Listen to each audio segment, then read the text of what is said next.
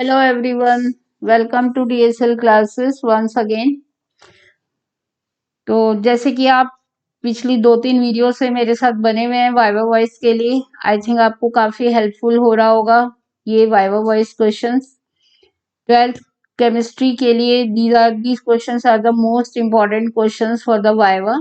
Examiner जो है वो 100% इन्हीं में से क्वेश्चन आपसे पूछने वाला है, लेकिन इसके साथ साथ आपको अपने जो है थ्योरी में से भी 1-2 लेसन जरूर याद करने हैं अच्छे से, ताकि बाय चांस यदि आप इनमें से कोई क्वेश्चन भूल जाएं या आपको याद ना हो, ध्यान ना आए जैसे कि, तो आप ये कह सकें कि मेरा ये 2 लेसन रेडी हैं, आप प्लीज इनमें से जरूर पूछ लीजिए। ठीक है, तो ब्लैंक नहीं वाइवा छोड़ना है। यदि आपको क्वेश्चन पहले तो हमेशा प्रैक्टिकल में से ही क्वेश्चन पूछे जाते हैं। यदि बच्चा प्रैक्टिकल के क्वेश्चंस का आंसर नहीं दे पाता, देन इन दैट केस वो थ्योरी के क्वेश्चंस पर आपसे पूछते हैं कि कौन सा लेसन आपको अच्छे से रेडी है। तो आप इन वाइवा क्वेश्चन के साथ साथ 2 लेसन जो है थ्योरी के भी अच्छे से रेडी कर लीजिएगा, ये मेरा सजेशन है आपके लिए। तो चलिए आज का वाइवा शुरू करते हैं, तैयार करते हैं मिलके। पहला क्वेश्चन है, आज के ज्यादातर क्वेश्चन आपको जो है बेसिक रेडिकल्स पर मिलेंगे, क्योंकि पिछली वीडियो में मैंने एसिडिक रेडिकल्स पर काफी क्वेश्चंस डिस्कस किए थे। बेसिक रेडिकल्स कौन कौन से ऐसे हैं जो कि कलर्ड आयंस देते हैं, एंड ये ध्यान रखिएगा कि ये यदि आपके जो कोर्स में है वो व्हाइट सॉल्ट ही मिलेगा पेपर में, तो ये वाले जो आयंस हैं ये आपको नहीं मिलने वाले उसमें से। कॉपर आयन Fe+2 Fe+3 दोनों ferrous ferric, chromium, nickel, cobalt, manganese, ये सारे आयंस ऐसे हैं जो कलर्ड बेसिक रेडिकल्स होते हैं, इसलिए ये आपको एक तो नहीं मिलेंगे। दूसरा ये भी ध्यान रखना है कि क्वेश्चन में तो पूछे जा सकते हैं कि आप कौन से कलर्ड बेसिक रेडिकल्स जो है वो टेस्ट करते हो। नेक्स्ट क्वेश्चन पर आते हैं कि फ्लेम टेस्ट जो बेरियम, कैल्शियम, स्ट्रोंशियम के लिए किया जाता है, उसकी केमिस्ट्री क्या है, उसके रीजन क्या है, फ्लेम टेस्ट क्यों देते हैं वो। तो फ्लेम टेस्ट का रीजन है कि भाई जो वैलेंस इलेक्ट्रॉन होते हैं वो एक्साइटेड स्टेट में जंप करके हायर लेवल पर चले जाते हैं, एंड जब electron lower to higher state जाएगा तो एब्जॉर्प्शन ऑफ एनर्जी करेगा, और जब वहां से वापस अपनी ग्राउंड स्टेट पर आएगा तो उन्हीं उसी एनर्जी को रेडिएट करता हुआ वापस आएगा, जो कि उसके पास एक्स्ट्रा अमाउंट ऑफ एनर्जी थी वो बाहर निकालेगा रेडिएशन की फॉर्म में, और वो जिस भी विजिबल रीजन के फ्रिक्वेंसी से मैच करेगी रेडिएशन, वही हमें कलर उनका नजर आना शुरू हो जाता है। In case of barium, calcium, strontium, क्योंकि ये बहुत इजीली हो जाता है, बहुत जल्दी बर्नर की एनर्जी से भी वो एक्साइटेड इलेक्ट्रॉन हो जाते हैं, इसलिए उन्हें फ्लेम टेस्ट से टेस्ट किया जाता है। ठीक है, नेक्स्ट क्वेश्चन पर आते हैं। बेरियम सॉल्ट जो है वो कलर फ्लेम का कलर है वो इतनी जल्दी नहीं देते, थोड़ा टाइम लगता है उनको देने में। तो जल्दी क्यों नहीं देते? स्ट्रोंशियम तो जैसे ही आप बर्नर पर रखोगे कलर देने लग जाएगा, लेकिन बेरियम थोड़ी देर बाद देता है। ऐसा क्यों? क्योंकि बेरियम क्लोराइड या बेरियम के जो सॉल्ट होते हैं, क्लोराइड, ब्रोमाइड वगैरह, वो कम वोलेटाइल होते हैं। यदि हम कोई और कंपाउंड बनाते हैं, जैसे हम बेरियम एसीटेट ले रहे हैं, लेकिन हमें क्लोराइड में ही चेंज करना पड़ेगा, HCl के साथ रिएक्शन करानी पड़ेगी इसे, और बेरियम क्लोराइड जो है वो कम वोलेटाइल होता है, धीरे धीरे वेपर्स में बदलता है, इसलिए उसका कलर जो है वो थोड़ा, फ्लेम जो है वो थोड़ा टाइम ले जाता है।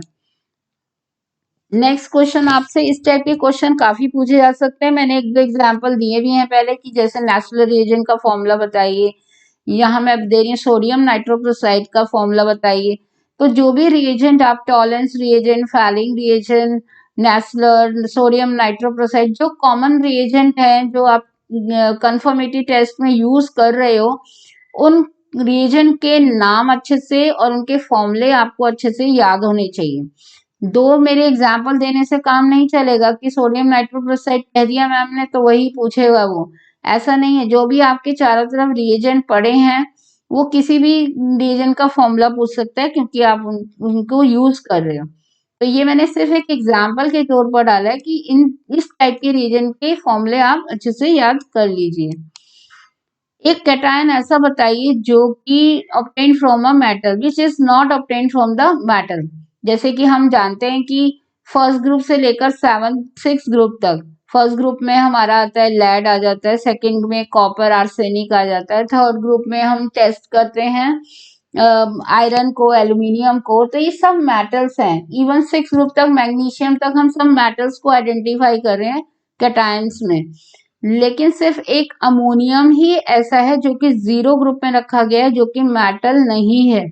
तो it is not a metal, सिर्फ हम इसे कैटायन है इसलिए इसको आइडेंटिफाई करें, otherwise it is not metallic cation. What is the name of the product obtained when ammonium ions are reacted with Nessler reagent? जैसा कि मैंने आपको कहा कि Nessler reagent का फॉर्मूला आपको याद होना चाहिए। जब हम अमोनियम आयन के साथ उसकी रिएक्शन देते हैं तो एक ब्राउन कलर का कोलॉइडल प्रेसिपिटेट बनता है। लेकिन आज की, क्योंकि अमोनियम में एक्चुअल में बेटा बहुत ज्यादा मिलता है, हर दूसरे बच्चे को अमोनियम ही मिला हुआ होगा कैटायन में से। अमोनियम, लेड, जो मैं मेन कैटायंस हैं वो मैं आपको बता रही हूँ जो ज्यादातर दिए जाते हैं। अमोनियम मैक्सिमम मिलता है, लेड मैक्सिमम मिल जाता है, ज्यादा पीछे तक लेके जाते नहीं है। बेरियम, कैल्शियम, स्ट्रोंशियम में से ज्यादा मिल जाता है इन तीनों में से, एंड जिंक या निकल में से भी दे देते हैं। तो इन 5-6 पर ज्यादा वर्क करिएगा। मैं आप देखिएगा, मैंने वीडियो भी लेड अमोनियम की बहुत ज्यादा डाल रखी है सॉल्ट एनालिसिस के कॉम्बिनेशंस में। तो ये 2-3 सॉल्ट ऐसे हैं, कैटायंस ऐसे हैं जो ज्यादा दिए जाते हैं। तो अमोनियम का जो हम टेस्ट करते हैं नेस्लर रिएजेंट के साथ, तो एक कोलोइडल सॉल्यूशन बन जाता है ब्राउन कलर का। तो देखें आज की वो कोलोइडल सॉल्यूशन किसका बना, तो आप उसका ये नाम याद कर लीजिएगा, जिसे हम क्या कहते हैं कॉमन नेम में, iodide of Millon's base. This is the formula, and ये इसको हम कॉमन नेम में कहते हैं आयोडाइड ऑफ मिलन्स बेस। ठीक है, कमिंग टू नेक्स्ट क्वेश्चन। हर ग्रुप का ग्रुप रिएजेंट बताइए जिससे उसे आइडेंटिफाई किया जाता है। जीरो ग्रुप को तो हम NaOH से करते हैं, वैसे भी वो मेटेलिक कैटायन का ग्रुप नहीं है इसलिए मैंने यहाँ नहीं लिखा है। वैसे ग्रुप जीरो में अमोनियम आयन आता है जिसे हम NaOH से डिटेक्ट करते हैं। ग्रुप फर्स्ट में डाइल्यूट HCl से लेड को टेस्ट किया जाता है। सेकेंड ग्रुप में कॉपर आर्सेनिक को H2S पास करके HCl से टेस्ट किया जाता है। ये ग्रुप रिएजेंट हैं सब। थर्ड ग्रुप को में हम ammonium hydroxide in presence of ammonium chloride डालकर आयरन और एल्यूमिनियम को टेस्ट करते हैं। फोर्थ ग्रुप में हम कर देते हैं बेरियम, कैल्शियम, जिंक एंड निकल वगैरह को, जिसमें हम H2S डालते हैं अमोनियम हाइड्रोक्साइड की प्रेजेंस में। फिफ्थ ग्रुप में हम बेरियम, कैल्शियम, स्ट्रोंशियम को टेस्ट करते हैं अमोनियम कार्बोनेट, अमोनियम क्लोराइड और अमोनियम हाइड्रोक्साइड डालकर।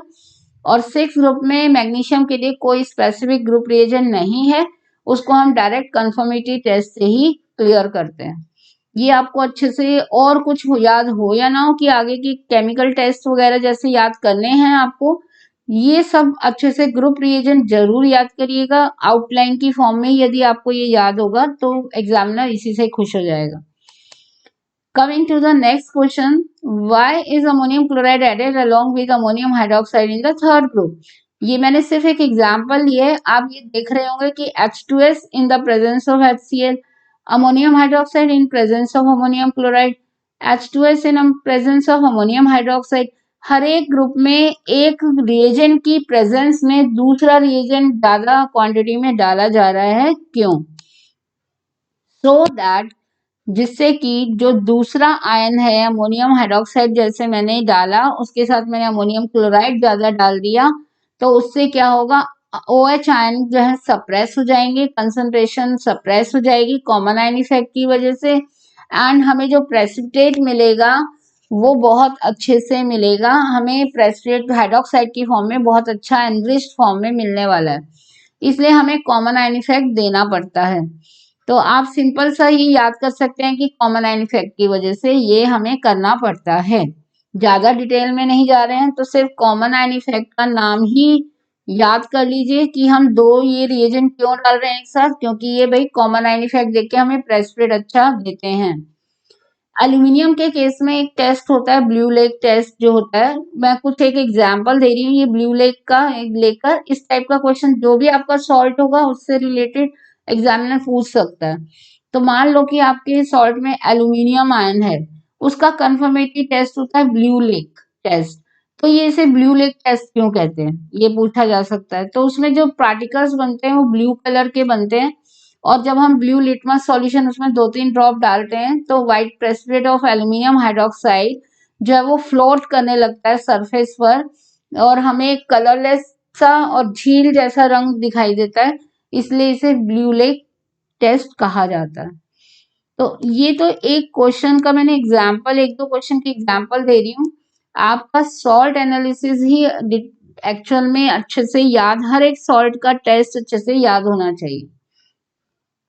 एक ये बहुत कॉमन एग्जाम्पल, यदि आपके सॉल्ट में बेरियम, स्ट्रोंशियम, कैल्शियम आ जाए तो ये क्वेश्चन बहुत ज्यादा एग्जामिनर पूछता है कि why are the group 5 radical tested in the order barium, strontium and calcium. हमेशा जब भी हम 5th ग्रुप में रेडिकल्स का टेस्ट करते हैं इन तीनों का, तो हम कैल्शियम सीधा सीधा नहीं करेंगे, हम सबसे पहले बेरियम टेस्ट करेंगे, वो नहीं आएगा तो स्ट्रोंशियम टेस्ट करेंगे और वो भी नहीं आएगा then we will confirm the presence of calcium ions. तो ये सीक्वेंस ऐसा ही क्यों लेते हैं, हम कैल्शियम पहले क्यों नहीं कर सकते, बेरियम ही पहले क्यों करते हैं?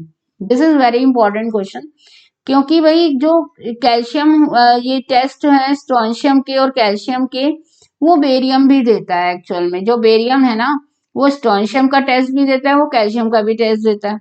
ऐसी जो कैल्शियम है वो जो है ये कैल्शियम का जो टेस्ट है वो स्ट्रोंशियम भी देगा। सिर्फ कैल्शियम ही है जो अपना टेस्ट देता है, बाकी ये दोनों जो है बेरियम जैसे वो इन दोनों का भी टेस्ट देगा, स्ट्रोंशियम जो है वो कैल्शियम का भी टेस्ट देगा, कैल्शियम जो है वो किसी का टेस्ट नहीं देता। तो इसीलिए हमें ये सीक्वेंस ही लेना पड़ता है कि यदि ये प्रेजेंट नहीं है देन हम ये टेस्ट करेंगे, ये नहीं है स्ट्रोंशियम देन हम कैल्शियम का टेस्ट करेंगे। अदरवाइज आपका क्या होगा, आप कंफ्यूज हो जाएंगे कि वो ना होते हुए भी उसका टेस्ट आ रहा होगा। तो इसलिए सीक्वेंस ही फॉलो करना पड़ता है। इसके अलावा मैं आपको इतने क्वेश्चन शायद ऐसे ना करा पाऊँ कि भाई मैं हर क्वेश्चन को डिटेल, क्योंकि इतने क्वेश्चन है सॉल्ट एनालिसिस में कि उन्हें वाइवा वॉइस की वीडियोस में लेना बहुत मुश्किल है। और आप भी इतने तैयार शायद ना करें कि भाई मैम तो 10 वीडियो जो है वो वाइवा वॉइस सॉल्ट एनालिसिस पर ही किए जा रही हैं, आप भी बोर हो जाएंगे। आप क्या करेंगे, इस इन क्वेश्चंस के अलावा ये एक पैटर्न भी दे दिया है मैंने और एक आपको मैंने आइडिया दे दिया कि किस टाइप के क्वेश्चन पूछते हैं। आप क्या करेंगे कि जो आपको सॉल्ट एनालिसिस टीचर ने कराया है, जैसे 5 to 10 कराए होंगे, उनके कंफर्मेटरी टेस्ट, उनके जो प्रीलिमिनरी टेस्ट है वो अच्छे से याद करेंगे। उन्हीं में हिडन उनके क्वेश्चंस हैं। जैसे मैंने अमोनियम का आपको क्वेश्चन बताया कि नेचुरल रिएजेंट क्या होता है, वो कोलोइडल सॉल्यूशन बना रहा है तो वो किस कलर का है या उसका फॉर्मूला क्या होता है। ऐसे ही आप जो भी आपके टीचर ने आपको सॉल्ट एनालिसिस कराई हैं उनके टेस्ट अच्छे से याद करिए, सीक्वेंस अच्छे से याद करिए एंड उनके अंदर जो जो प्रेसिपिटेट बनता है जिस भी रिएजेंट के डालने पर कंफर्मेटरी टेस्ट में, उसका कलर, उसका फिजिकल अपीयरेंस, उसमें से निकलने वाली गैस, ये अच्छे से ध्यान याद रखिए कि कौन सी गैस निकल रही है, कैसा कलर आ रहा है, किस कंपाउंड के डालने से आ रहा है। ये चीजें यदि आपको याद है देन वाइवा आपका स्ट्रांग है। ठीक है, मैंने ये सिर्फ आपको एक लुक दे दिया कि सॉल्ट एनालिसिस पर किस टाइप के क्वेश्चंस पूछे जाते हैं। तो आई थिंक आपको क्लियर होगा कि आप उसी टाइप से आप और प्रिपेयर कर सकते हैं। अदरवाइज आपको प्रॉब्लम है किसी पर्टिकुलर पार्ट में then you can ask in the comment box. ठीक है, तो इन सब के अलावा भी आपको थोड़ा अपने क्रिएटिव पार्ट पर भी ध्यान देना है। जैसे आप थ्योरी के साथ साथ प्रैक्टिकल वर्क भी कर रहे हो तो उससे आपका बहुत क्रिएटिविटी आती है आपके सामने। इस टाइप से ही आपके अंदर कोई ना कोई छोटा artist, magician, engineer, doctor, scientist सब छुपे हुए हैं अंदर के साइड। उनको क्या करना है, थोड़ा सा उन्हें हवा लगानी है और उन्हें भी, उनको भी थोड़ा ग्रूम करना है एंड जिससे आपकी पर्सनैलिटी पर 100% इफेक्ट पड़ेगा। यदि आपकी क्रिएटिव थिंकिंग बढ़ जाती है, प्रॉब्लम सॉल्विंग आपकी वैल्यू जो माइंड है, एबिलिटी है वो बढ़ जाती है, तो नेचुरली आपको आपकी पर्सनैलिटी भी ग्रूम करती है। तो आपको ये जरूर करना है, करना चाहिए एंड करेंगे आई थिंक आप जरूर। तो क्या है ये, अनअकैडमी जो है वो एक क्रिएटिव कॉर्नर प्रोग्राम लेके आए हैं। 31 जनवरी को होने वाला है, 9 बजे से शुरू होगा and totally free of cost है। आपको कहीं भी ऐसा नहीं देखने को मिलेगा कि हॉबीज आपकी जो है वो free of cost he groom की जा रही हो। तो अनअकैडमी ये काम कर रहा है और फ्री ऑफ कॉस्ट ही ये सब चीजें प्रोवाइड कर रहा है आपको। सिर्फ आपको क्या करना है, अनअकैडमी की ऐप डाउनलोड करनी है, डिस्क्रिप्शन बॉक्स में लिंक डाला हुआ है मैंने, उसको आपको वहां से ज्वाइन करना है, गोल सेलेक्ट करना है एंड देन बस अटेंड करना है ये क्रिएटिव कॉर्नर। वहाँ के अच्छे अमेजिंग एडुकेटर्स वो होंगे जो आपको सिखाएंगे, आपको सीखना है, दैट्स ऑल। और यदि आप फर्स्ट टाइम वहां पर एंटर कर रहे हैं तो आपको एक इनवाइट कोड डालना होगा DSL क्लासेस, क्योंकि वो लिंक ऐसे नहीं खुलेगा। अनलॉक करने के लिए आपको एक इनवाइट कोड डालना होगा, that is your DSL classes. तो जरूर अटेंड करिएगा। ये क्रिएटिव कॉर्नर 2021 का कब होगा? 31 जनवरी, लिख लीजिए अपने पास, 31 जनवरी 9 AM, राइट। तो मिलते हैं नेक्स्ट वीडियो में एक और अमेजिंग टॉपिक के साथ। अब मैं फंक्शनल ग्रुप की वाइवा वॉइस तैयार कराऊंगी आपको, फंक्शनल ग्रुप एनालिसिस की, तो उस पर हम बात करेंगे। मिलते हैं नेक्स्ट वीडियो में।